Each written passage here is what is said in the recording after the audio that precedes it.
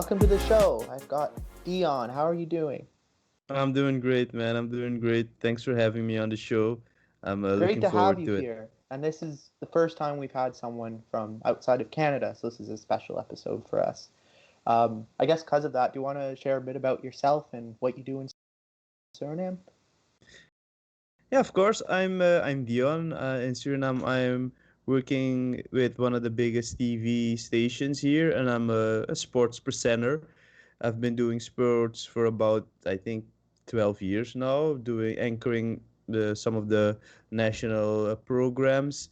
I've been a volleyball player myself, or I am a volleyball player myself. Actually, that's the way I enrolled in this. So that's what I am. I've been covering the national team for about, I think, 8 years right now. And I also do a show on Facebook that's every Thursday where we had our last guest was the man himself, Keiran. So that was a very good show. So I'm returning the favor.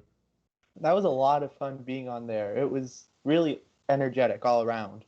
Um, so, for some of our viewers who aren't aware, what exactly has happened in Suriname in terms of soccer, in terms of football, as you say, or as most of the world says? What's different than how it was 2, 3 years ago? What's gone on in your federation? It's a pretty obvious answer, of course. We've gotten the opportunity to use the double nationality, as it's been called. We've been trying to work this out for ages. Don't forget people like Ballon d'Or winners Ruud Gullit. They were born in Suriname. Clarence Seedorf, Edgar Davids. Just imagine if those guys would have played for our national team, where we would have been. So we're gradually making the first step in trying to get our national team to go to the World Cup and trying to make our national team fully professional. We got Dean Joré for the second term. The first term, he was unsuccessful in qualifying for the World Cup. We got knocked out by Nicaragua. And after that, he got a job and he started setting things in motion to get these players who play abroad to play for our national team, starting with Nigel Hasselbank. We qualified for the Gold Cup, and after Nigel played for the national team, a lot of players followed. So we're actually in the first steps of getting to the very highest level. I remember in 2010, if I'm not mistaken, you guys made the second final, the second last round of qualification, correct? Yes, So yes, what? we Go ahead. yes. No, no. What changed between then and now? That's because I remember reading there were similar efforts to create a passport program where you could recruit dual Dutch nationals. What's allowed you to do that now that didn't then? I don't know, man. To tell you the truth, I've been asking these questions to our national federation. I've been asking these questions to the SVB, to Dean Joré himself, and he just said it finally happened. We finally got this law through our national assembly, and it just worked out. We were doing this a long time ago, but as things tend to go in Suriname, it takes a lot of time. So it finally came about, and we finally can use these guys to play for our national team. And I watched your interview with the iMaxit guy who was talking about Jamaica and Suriname, and you sort of had a similar question to what I'm about to ask here in terms of, how popular it is to bring in people who may never been to Suriname or Jamaica in his case to play for the national team. So in terms of Suriname fans in your own country, how popular is it to maybe bring in a better crop of players, but maybe not as many domestic ones? As of now, it's pretty popular because we played well. We won against Aruba 6-0. We won against Cayman Islands 3-0. So it's pretty popular. The first things to happen was they were not really that happy about people coming to play for a national team because they were thinking about people who were playing in the local competition, playing for Robin Hood and Transvaal, as are the biggest teams here historically speaking. and they had some genuine concerns. What will happen to the 12-year-old from Paramaribo who's training every day? Will his chances be taken away to play for the national team? But of course, if there's a big talent in Suriname, his chances are significantly higher to play in a World Cup if we have all these professional players. And of course, scouts will come here and will see those guys. So it was about 60-40, but I think now it's about 70% of the people are very happy that these steps are being taken, and but we'll get to know our crowd much better when we start losing matches eventually. Yeah, and I noticed that for sure that the support for Dean and everything he's done seems very high. And what do Suriname fans think about us? Think about Canada? What do you think your chances are, and what do the fans think in Suriname against They Canada specifically? Of course, everybody knows that Canada is the big match. I wasn't happy at all that we drew Canada in the first round, of course, and particularly this Canada, because I think it's your best team in maybe forever. I did not. You guys, you have a player who was the first player of the CONCACAF to be in the FIFA Pro 11. So that says a lot. Nobody from Mexico made that team. Nobody from the US ever made that team. You have a guy who made the FIFA Pro 11. So they are fun times of Canada. How do they like our chances? Suriname is optimistic about the chances. Personally, I'm a little bit more realistic because, of course, there's been some posts circulating on social media today about the value of the national team of Suriname. In the Caribbean, we have the highest value in total, and that's about 19 million. Jonathan David is worth 30 million. So it's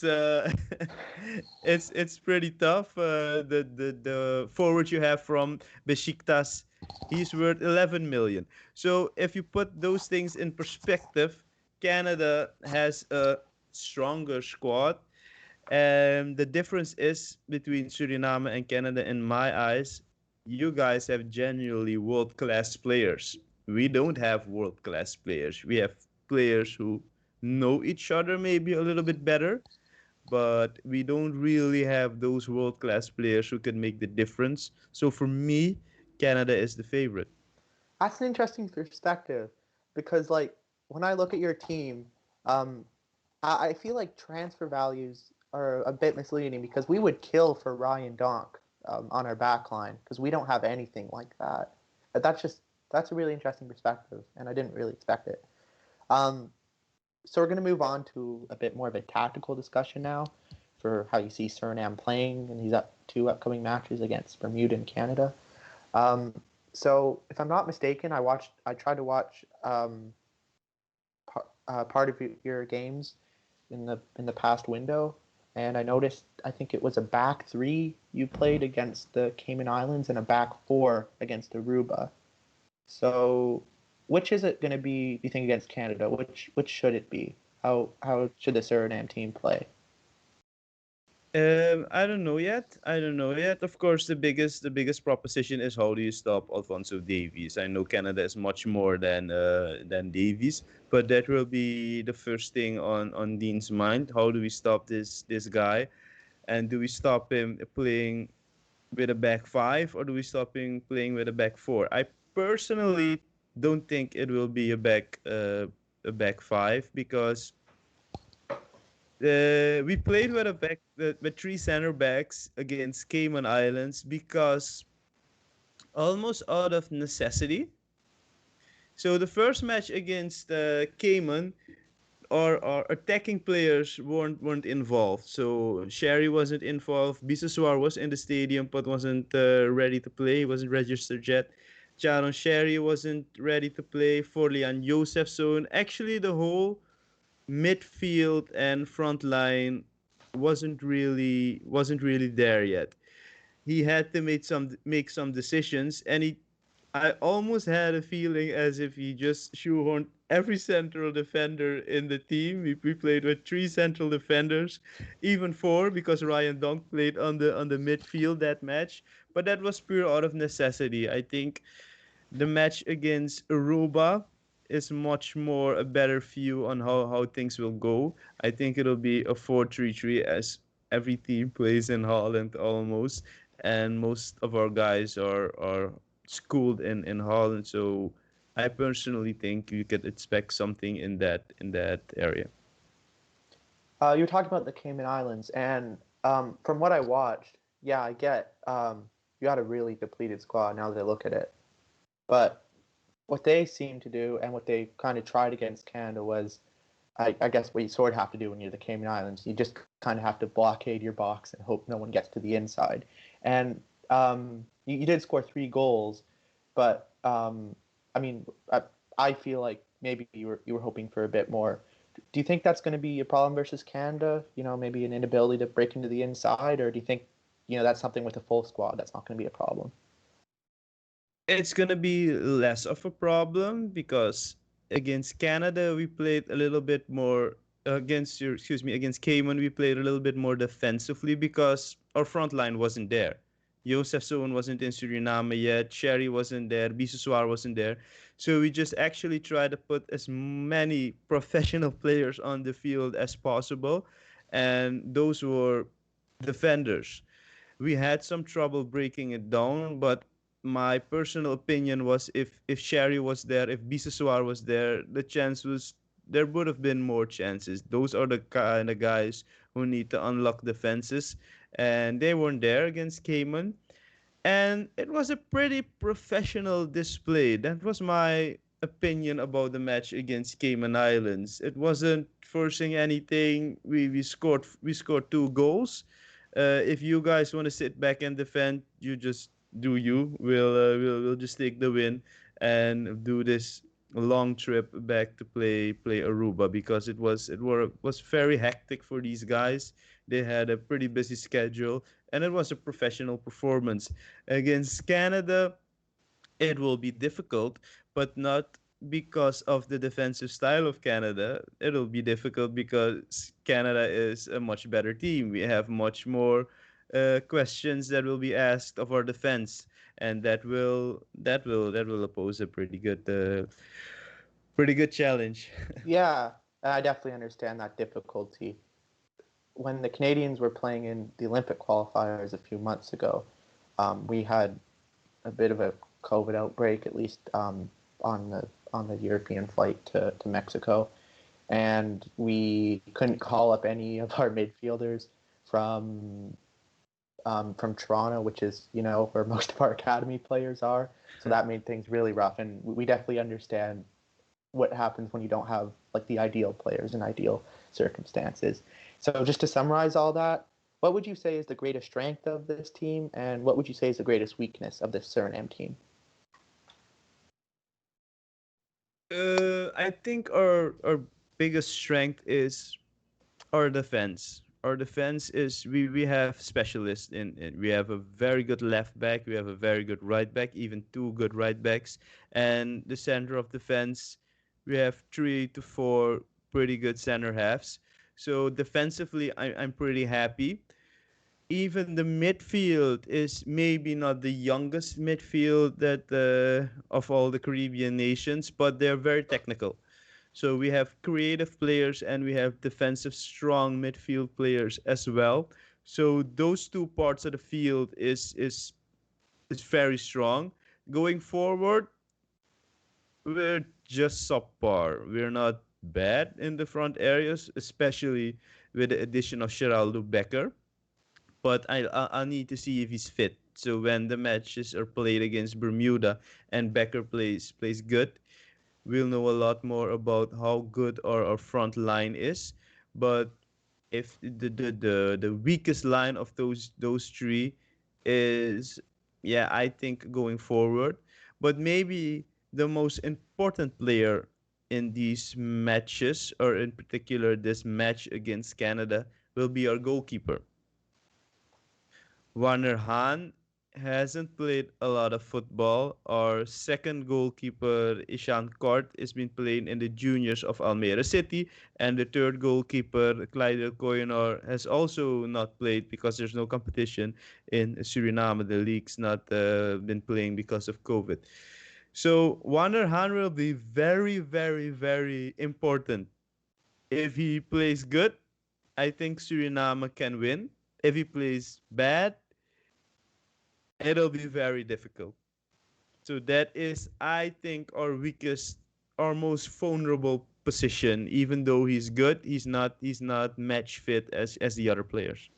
I mean, he has kept 2 clean sheets so far, and that's something we can't say against about our own goalkeeper, who I don't know if you saw the highlights, but he really I saw botched that. up. Yeah, he really botched up a catch against Bermuda, so we don't have any clean sheets anymore, or just the one against the Cayman Islands. Um, But so he's not been tested. So I think the only actions that I did the match in English, and I only mentioned Warner Han 2 times, and those 2 times were Warner Han hasn't done anything yet. So that's so amazing. yeah, there are clean sheets, and we're pretty happy about that. But it's not the best statistic to score him True. by, I think. Yeah, for sure. Clean sheets can be misleading. I'm glad you brought up those players because those are some of the guys I wanted to ask you about. For Ryan Donk in particular, I think there's a really in Canada, the big dilemma we have is where we should play Alfonso Davies because of course with Bayern Munich he plays as a left back. He doesn't really play anywhere else.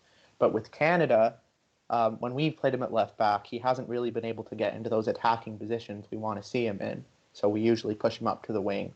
And I think you guys sort of have a similar dilemma with Ryan Donk and Ridciano Haps. For Donk in particular, yeah, I guess you said, of course, you had the depleted squad in the first game. But I noticed in the second game, a lot of your midfield was out of position. You had Kevin Leerdam, who's, of course, a right back at CDM. And I'm curious if you're going to do a similar thing with Donk against Canada, who, of course, can play as a center back or a defensive midfielder. Do you think you're going to deploy him to strengthen your midfield a bit, or do you think you're going to keep him in the back line? I'm not sure about this. I'm definitely not sure about this because the biggest dilemma that I have in our national team is, do you drop Shaquille Pinas, who is very talented in my eyes, one player for the future, somebody who can be maybe be our national captain? Do you drop him or do you drop Mienti Abena, who is a champion in Slovakia, and he's pretty strong, pretty fast.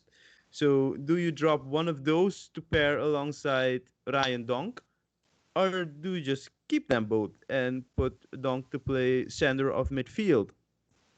I personally think that Jorge really sees Donk more as a center half, a central defender. So I think they'll put Leerdam to play center of the midfield as a single pivot. And there's a tough decision to be made about who's gonna pair with Ryan Donk. Either way, it's gonna be a lot of tough decisions, and particularly because we're not gonna drop Dunk. If you put Dunk playing center of the midfield, centrally on the midfield, what do you do with the right back position? Because Yeah, do you take Dunkerle or do you take Leerdam? I personally don't think it's an option to leave Kevin Leerdam out of the field. So it's difficult, it's hard, but personally, my opinion is that I think he'll play with Donk center of the defense. He's much more comfortable with having him there. Regarding Riciano Haps, I don't think there's a lot of discussion about Haps. Haps will play as a left back.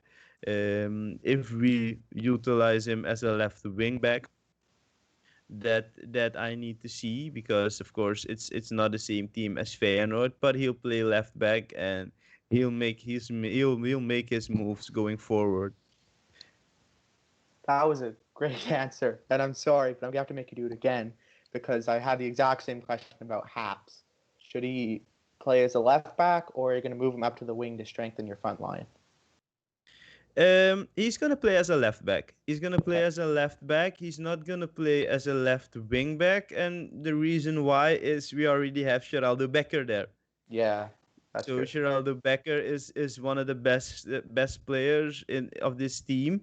It may occur that Becker will play about 60 or 70 minutes, but even then, I don't think they'll put Riciano Haps there.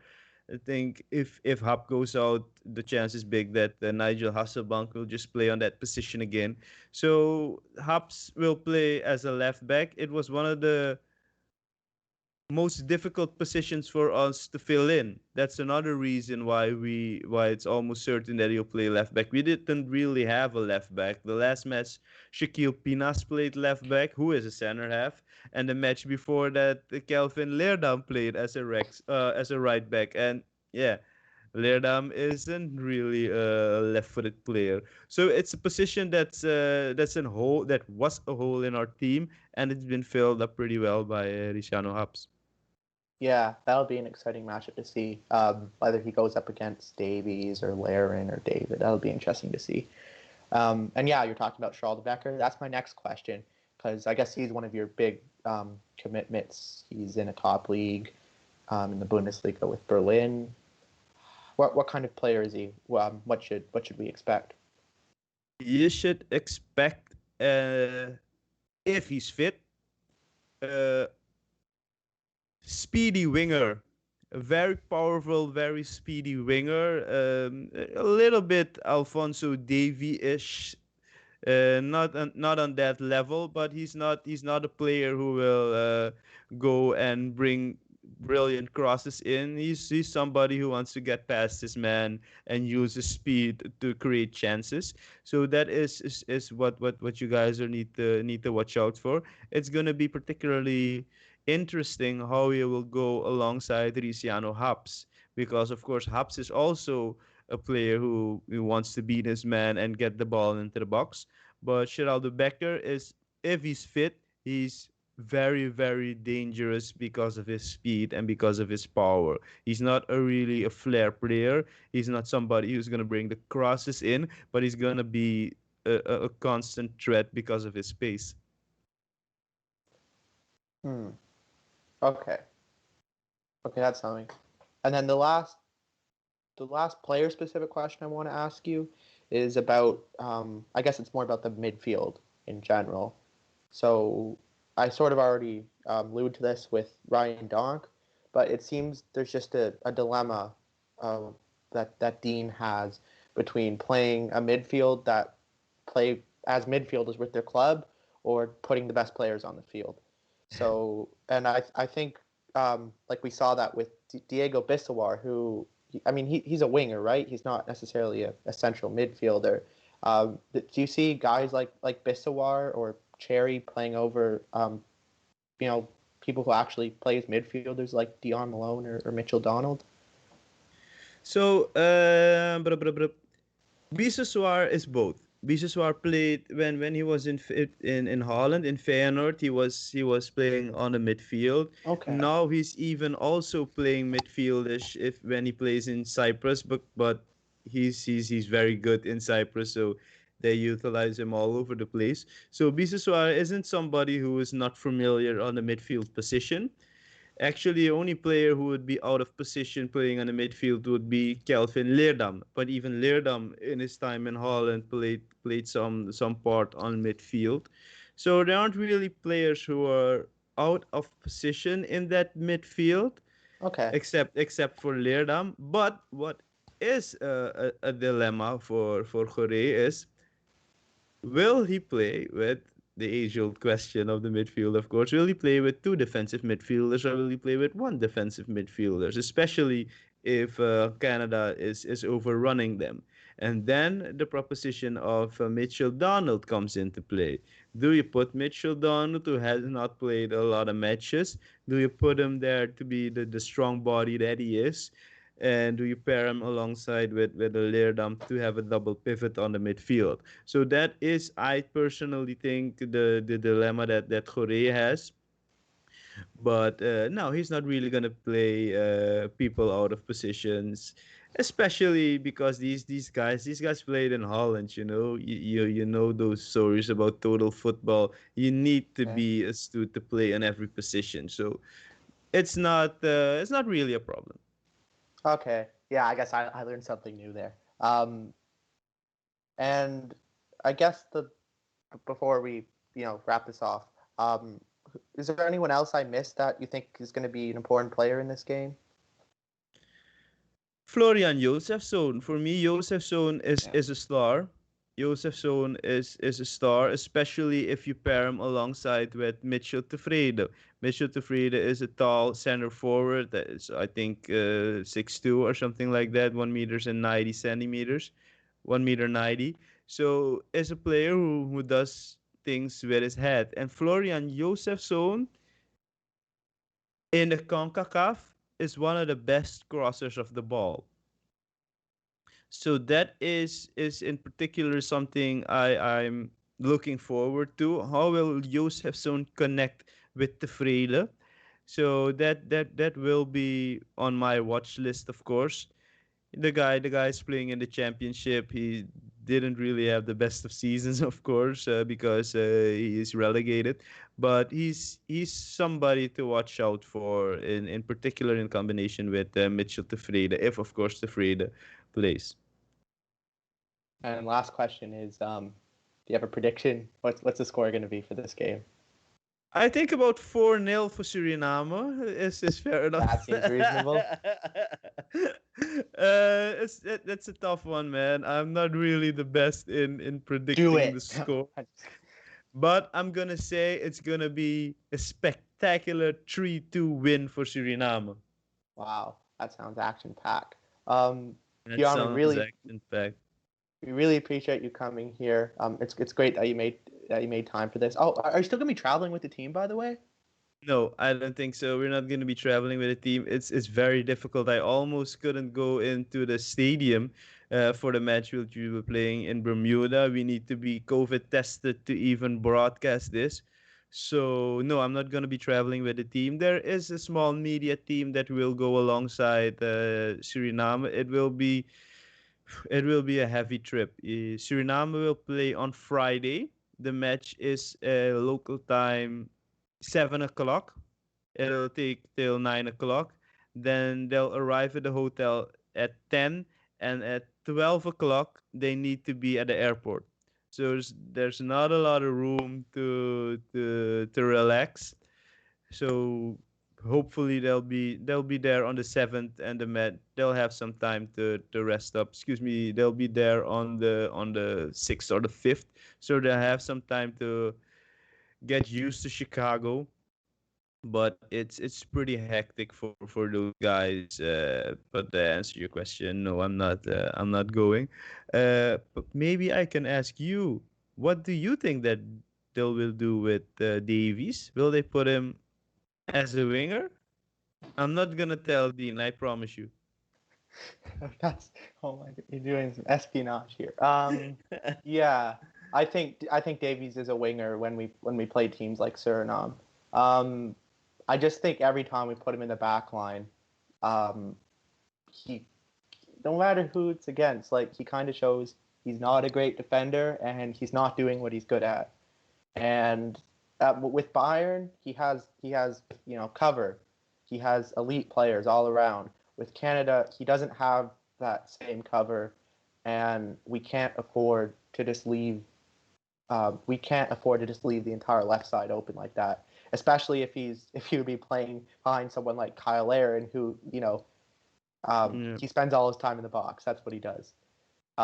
So yeah, I have Sam Adekugbe, who plays in Norway, which is I'd have him at left back behind Davies or Blaren or whoever ends up there. Davies can play on the left or right wing.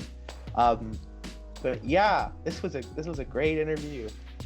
Gave really in-depth answers, and I'm really appreciate you coming here. Thanks a lot, Dion. Anytime, man, anytime.